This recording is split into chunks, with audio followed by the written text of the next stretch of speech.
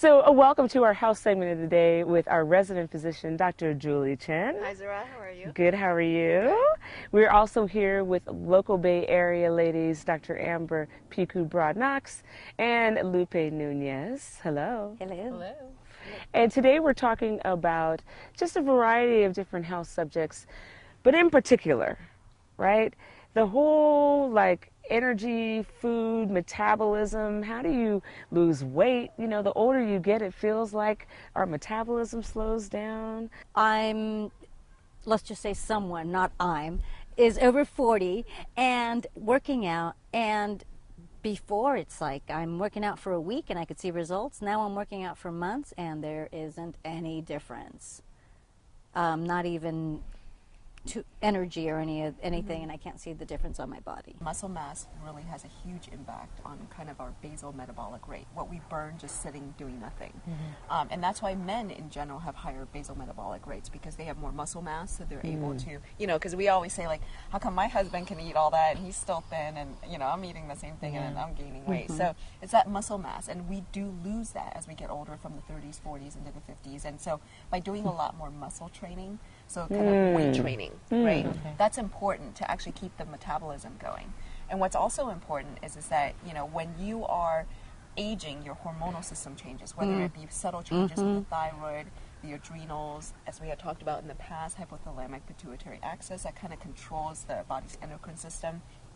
All of these things can have an impact on your ability to lose weight, gain weight. If you're constantly stressed, that cortisol level, the stress hormone, a lot of the belly fat stuff going on, that's important for us to all keep in mind. And so I always say, when you're trying to lose weight or you're trying to get the energy going and you're working out hard, don't forget to pay attention to the stress level in your life. You want to do the mind-body therapies, right? Because if you're stressed all day and the cortisol levels are high, and that has an impact on your endocrine system, then you go to the gym and you're doing the cardio and you're not doing enough weights. I mean, all of those things can contribute. And a lot of patients will say, well, I'm eating healthy. And we go through the nutrition log, and what they're choosing to eat is healthy. But the volume of what they're eating, because they're just, stressed during the daytime or watching TV when they're eating, and it's mindless eating instead of mindful eating. Or drinking. Yes. Oh. Yeah. Oh. So that's something to keep in mind, is the empty calories, right? And so when you're eating, just be mindful of what you're eating, because a lot of times we tend to overeat because either we're not paying attention to it because we're doing it at work, at our desk. It's or really watching good. TV. Yeah. Or when you drink alcohol, it's not just the alcohol itself, but you actually it's really good. You lose track. Yeah. Right. You know what I mean? People start drinking and they don't realize they're drinking. And the thing is that you're drinking and you're not even paying attention to what you're eating anymore.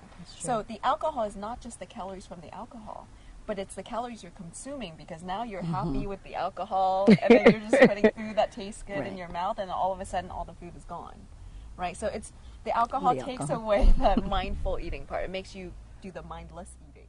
Is some alcohol better than others to drink? That's a good one. So calories-wise, some of them they're a little bit different. So of course, if you love beer, I would go with light if you can. But then some people say it's just water, right? Yeah, it doesn't taste good. But, like sparkling wine tends to be a little lower, and depending on the different types of grapes and the sugar content, that could be different. So if you're really, really, really trying to lose weight, I actually recommend no alcohol for a while. The reason, I know, it's badly don't want to lose weight. maybe once a week, something like that. But really, because of that, those two huge factors is the alcohol itself, but really what the alcohol leads you to do, which is that kind of mindless eating. Yeah. And mindless activities for some other folks who probably shouldn't be drinking at all. But I mean, I think you just lose track, right? I mean, once you get really, really happy on alcohol, you don't even realize, what you're doing. Right. And one thing I've learned from you too, when we were talking about, I had to choose between a crepe, a bagel, and what was the other thing? It wasn't pancakes, but we were out and about, and sometimes when you're traveling, you don't know which are the better options. I think it was a muffin. Oh my God, yes! I wanted a muffin, a bagel, or a crepe. Or a crepe. And which one do you guys think? It was a crepe with plain strawberries. I had a little powdered sugar, a teeny bit. Or it was a muffin, like a blueberry muffin, or a bagel. Bagel with butter, or a bagel with cream cheese, which would be worse. But which of the three are worse? The worst? The muffin. Okay, what's the best? Probably the crepe. Ooh. Bagel. I would go with the think crepe. the best is the bagel? And the crepe? Well, I had to remember something had said that it takes a while for the bagel to High five on the digest. crepe. That was. See, I thought the bagel too, and then she was like, "Well, no."